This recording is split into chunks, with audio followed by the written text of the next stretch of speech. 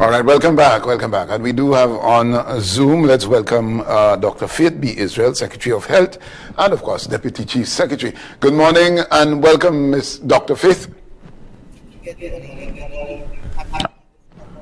And happy Easter to you as well. All right, so in order to sell food or beverage for this Easter or jazz, any occasion, food badges must be issued for this year, and of course, must be issued by the THA. Walk us through.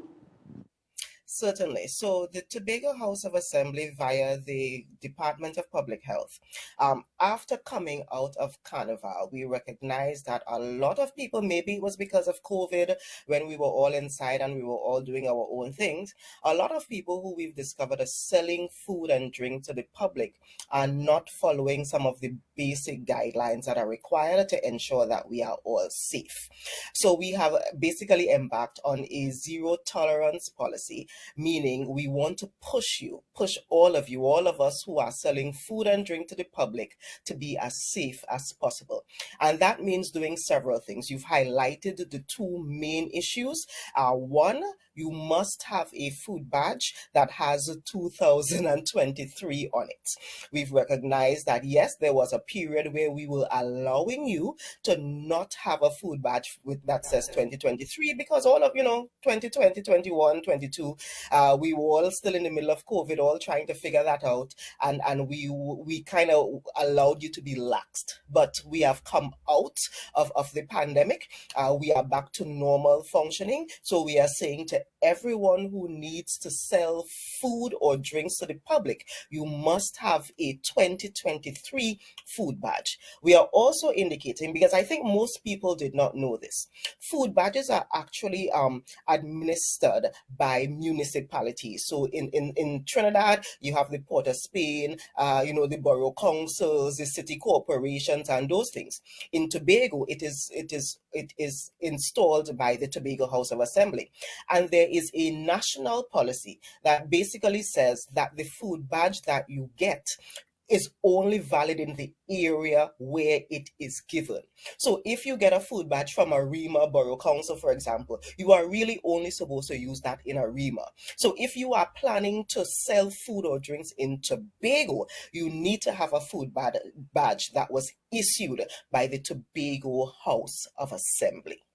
How do you apply for a food badge? Let's say I want to sell some soup because I have some good 𝐾𝐿 soup and thing.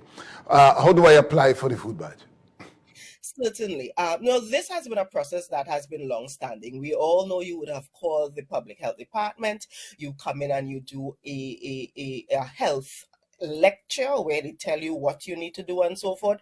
You should have a medical that shows that you are actually healthy and you are safe. That is a normal process where we were using a landline. I can't even remember the number of the landline. Given the policy that we have now, though, where as of April 1st, these are the rules we are going with, we have actually implemented a new system that allows you to get your food badge lecture and to get an appointment to come in and get your food badge way easier than before. There are two numbers that you can call or WhatsApp, and those numbers are 723-3440, again 723-3440, or 488-8465. Again, 488-8465. Those are the two numbers that you can call, during normal working hours, 8 to 4, Monday to Friday, or you can send a WhatsApp message, at any time, day or night. We will get back to you if you use those numbers to call or send a WhatsApp message. Tell us specifically, for example, we have activities coming up. We have Easter coming up. We have jazz coming up. You need to get your food badge for that time. Call those numbers or WhatsApp those numbers and let us know, and we would fit you into one of those expedited training sessions that would allow you to get the food badge early in time for those activities. And upon issuing the food badges, let's say one vendor, all goes well and they have their food badge. Does this food badge, the duration, does it last for the entire 2023 all the way to April 2024? So the food badges, the rule about food badges is that they are annual, meaning calendar year. So you have it, you get it now in April, late March or April. It really only goes until the end of 2023, because remember, that is the date that is on it. It means from December around that time or January, you need to be working on your 2024 badge, because it only goes, the date that is on it relates to the calendar year, and that is the period that it is valid for. Someone may get a food badge, but when they go to vend at a particular event, they may not necessarily be as responsible as they said they would have been. In terms of inspections, what is the process like to ensure that these vendors are actually being responsible when vending? Well, we are hoping that everyone who gets a 2023 food badge from the Tobago House of Assembly is a responsible vendor. We are hoping that, and I am saying that to all of us who want to vend coming up, because remember, our food needs to be safe if we are trying to encourage our locals and our foreigners to come and enjoy all of Tobago. You need to practice what is best. The public health inspectors are continuing to be out in their numbers. They've actually started a couple weeks ago. They will continue over the next couple weeks to actually go to areas and do inspections to remind people. So you may see any of the public health inspectors, they go around in the blue shirt. Some of them have the, what do you call those, lapels? I can't remember the word, the stripes on their shoulders. Some have 1, 2, 3. We have Mr. Bob, who is our most senior public health inspector. He has 4 of those stripes on his shoulders in the blue shirt. They would come around and they will check for several things. One, the very obvious. They are going to check your food badge to make sure it does say 2023 and that it does say Tobago House of Assembly. But they are also going to check to make sure you do the things that we all know about. One, if you're dealing with food, you need to cover your hair. I mean, that is something we all know. We never, ever, ever want to experience picking up a plate, a spoonful of pilau. When you put it in your mouth and you pull the spoon, it have a long, long hair in the spoon following your mouth. None of us want to experience that. So yes, definitely have your hair covered and so forth.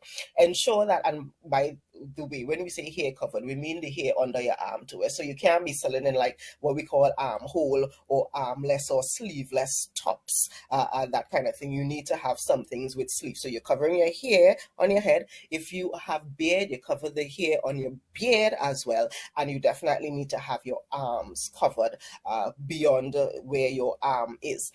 Obviously, you need to have access to clean running water, because once you're preparing foods, we are expecting you to continually wash your hands, to continually clean your surfaces, to continually clean the utensils that you're using. So you need to have clean running water. You need to have access to washroom facilities as well, particularly if this is somewhere that you are going to be there for a while. You need to be, if you're going to be there for more than an hour or so, then you need to have access to being able to use a washroom. So you need to show us that you have access to washrooms. By the way, going back to the hand washing and cleanliness of hands, I know we just came out of COVID where we were telling you to wash hands or sanitize, as in sanitize with an alcohol-based sanitizer. Alcohol-based sanitizers will not work when we are talking about food safety. So the only option when you're talking about food safety has to do with using soap and water. Actually washing your hands with soap and water. Obviously, no jewelry that can fall into the food. You may have a ring and the ring gets loose and suddenly you're biting a piece of a sweetbread or something and bap, you bite into somebody's ring. You don't want a situation like that. You don't want cell phones and so forth around the area where you are handling food, because you don't want to be tempted if your hand is clean. Because you are dealing with food, the phone rings, you pick up the food, you pick up the phone, talk, and then put down the phone, and then your hand is right back into the food. Remember that phone, heaven knows where that phone has been. You don't want a situation where you can contaminate your hand or anything like that. Hot foods must be hot.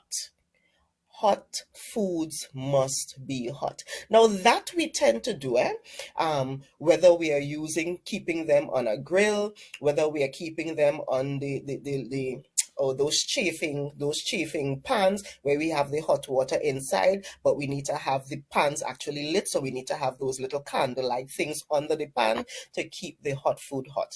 What we tend to not do is to keep cold foods cold. So if you have a salad, for example, it needs to be on a bed of ice. It needs to be kept cool. It needs to be kept cool, because most of the times when we are dealing with foodborne illnesses, meaning we are dealing with somebody who get food poisoning, as we traditionally call it, it usually is because we were using a food that should have been kept cold and it wasn't. The mayonnaise in the salad, for example, needs to be kept at a cool temperature or it goes bad, and that is what causes the food to make us sick in the end. Again, no smoking and eating and those things around the area where you are working, for obvious reasons. If you're smoking ash flying, nobody wants a piece of pie that when you look into it, you think it's a piece of black pepper, but no, it's a piece of ashes. Nobody wants that. Nobody wants that. Dr. Faith, all right, so you outlined half of the questions I was going to ask. However, you spoke about running water. Let's say for jazz, the concession booths are provided with all these facilities, running water, drain pipe, and so on. Let's speak to that. However, at Easter, the people who will set up at Buku, and let's go out there, the goat race, does have those facilities in place. Are all the facilities to accommodate both festivals or season will have the booths equipped with running water and so on, given that the individual vendor may not be able to have access to those infrastructural issues? Certainly, and that is why the Public Health Department is actually working very closely with the organizers of these events to ensure that, hey, if you are giving somebody, or somebody is renting a booth, quote unquote, from you to sell, you need to provide these certain basic things as part of the booth that you are providing to them. So yes, particularly if this is a Tobago House of Assembly sponsored event, the Public Health Department is working with all of the different agencies, a Festivals Commission and whoever else, to ensure that all of those things are provided on site for the Tobago House of Assembly sponsored or co-sponsored events. You need to make sure though that if you are working on your own, you may be on the side of the road, out of a van or out of a little grill or one of those things, but you can do that on your own. We all know, for example, the doubles man always has a little container next to him or her with water, running water, so you could wash your hand right by next to the doubles van, even though that is somebody who pulled up. They are not stationary there. These are just simple things that so if it is not being provided, if you are renting a booth from somewhere to ply your trade for Easter, for jazz, or wherever, you need to make sure and ask, hey, these are things that public health coming around looking for. Are you going to provide that? And if it is not going to be provided, you need, as the vendor, to provide it for yourself, depending on the situation, depending on the space. Yeah, you mentioned earlier about the health inspectors going to be out in their numbers. Let's say during goat race, 2 or 3 health inspectors are making their rounds and find some vendor culpable or not carrying out what is required of them. How stringent, or how are they going to handle a situation where they will end up in a cost out? Because that vendor is saying, hey, I spend the money for here, what nonsense you're talking, we're going to go and look for some work to do. Let's speak to that. That arrogance, and you know the Tobagonian who is out there to make a dollar, and they may be in breach, and know that they're in breach, but however, insist that they carry out their activities. How is that going to be treated? Police? Well, the public health inspector is actually one of the most powerful public servants in the country. Listen, my public health inspectors can come to my head office and shut it down. My public health inspectors can go to the hospital and shut it down. They are some of the most powerful people on the island. So they are doing their job when they are going around and telling you. And this is why we're giving people the information ahead of time, so that you do not spend your money and waste your money. Because you know what? depending on how bad the situation is, the public health inspectors, as part of their job, is required to confiscate and destroy the food because it is simply not safe for consumption. It is equivalent to, sometimes we are a bit unfair with these things. We know, for example, that if the public health inspectors go into one of our big establishments, a big chicken place, I'm not calling anybody name, and they find that the chicken is not cooked well enough and they need to confiscate it, they cannot then say to the chicken place or to the workers, here, you carry home the chicken, because if the food is unsafe for consumption, it is unsafe for consumption. The same thing applies to the small man on the ground who might be plying his or her trade. So you're thinking, oh gosh, did it have to throw it away? Did it have to take it? If the food is not fit for consumption, it is not fit for consumption.